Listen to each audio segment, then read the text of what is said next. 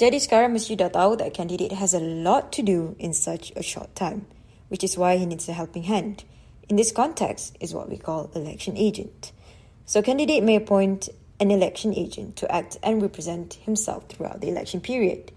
The agent will be granted the same powers as provided to a candidate under the legislations. So basically, in short, dua orang ni adalah satu orang yang sama lah. So whatever yang election agent tu buat, it's as if the candidate himself is doing it. Jadi candidate hanya boleh pilih seorang saja untuk jadi election agent, and the appointment must be given to the election officer before or on the nomination day itself. Tapi kalau candidate tu tak nak pilih sesiapa sebagai election agent and nak pilih diri sendiri, itu pun boleh. Sama macam a candidate, an election agent also has to satisfy the preconditions. He must be a Malaysian citizen, tidak kurang daripada 21 tahun, not convicted according to the slide you're looking at now, his name is not registered under the Criminal Deportation Ordinance, no order or penalty imposed on him under Section 26(4) of Societies Act, not a bankrupt, and not an employee appointed by the Election Commission to be on duty for the election. So what's the important stuff that an election agent has to do? He has to set up an office in the electoral division he was appointed as an election agent, and the office address must be announced in a notice by the election officer for public knowledge. And he must keep an updated expenditure balance sheet to be submitted to the Election Commission later. So for the proposer and seconder, both must be registered as voters in the same electoral division as the contested seat for them to become a proposer and also a seconder. Next up is the voting agents. So we have the voting center agent and also voting counting agent.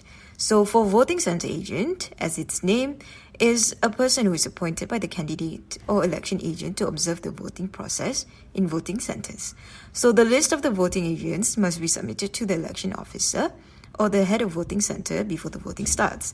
So please do remember that the limit of the number of agents is only one per duty per candidate at any given time. So the agent may be on duty rotation or present at the voting center for a minimum of 2 hours, and afterwards, another agent can replace him. So roles of voting agent includes observing on behalf of its candidate the voting process at the voting center.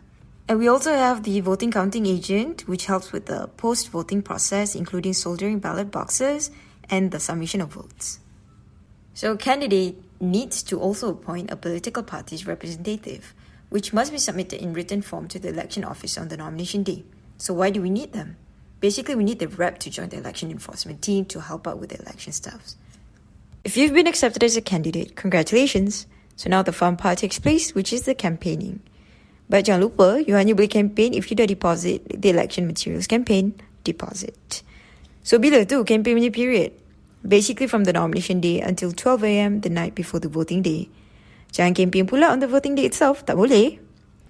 And you kena tahu as a candidate yang ada expense limit to be spent for the election. So subject to any exemptions by the Offences Act, the limit for a parliamentary election is not more than RM200,000, and for state election is not more than RM100,000. And once the results of the election has been gazetted, the candidate is not allowed to spend further in respect of the election. Jadi sebenarnya apa yang boleh dengan tak boleh ni semasa campaigning? So, semasa campaign, candidates tak boleh menggunakan materials yang mengandungi someone else's tingkah laku yang mengaitkan, ataupun material tu menyerupai ballot paper, ataupun menyokong candidates lain, atau campaign by way of political parades, or campaign within 50 meters from the border of any voting centre, or engage in bribery, ugut, kekerasan, assault, force, or menjamu anyone with the intention of influencing the person to vote. And the materials must also be in form of posters, brochures, or any other safe methods. And if it's printed material, remember it must contain the printer and publisher's name and address. Dan jangan lupa untuk obtain the permits and licenses from the relevant authorities. For example, if you want to do talks, you must get licenses from the police in the electoral division. And for electronic printing campaigning, your license for penyiaran must be obtained from the MCMC. And jangan lupa untuk bersihkan semua materials within 14 days after the voting day kalau you nak your election campaign materials deposit back. Banyak tu.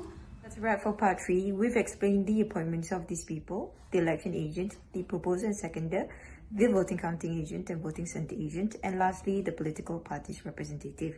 And we've also covered the election campaign, so we're good to go.